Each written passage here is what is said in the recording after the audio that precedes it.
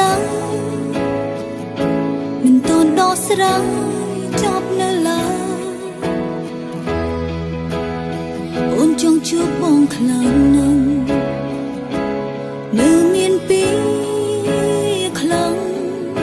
ដែលអូនចង់ប្រាប់ដល់ត្រានត្រាស្រឡាញ់បងអូនមិនដែលស្ដាយក្រោយតែស្ដាយក្រោយដែលព្រមបែកពីបងសង្សារបងដូចฉันបងរស់នៅយ៉ាងម៉េចដែរតែដែលគ្មានអូនក្បែរមានអ្នកណាថាបងសង្សាររបស់អូនមិនដែលភ្លេចនោះល្អសុំតរឿងកុំឡងពិតជាគ្មានចេតនាសង្ឃឹមថាបងនៅដដែលនៅតែជាបងជាមនុស្សដែល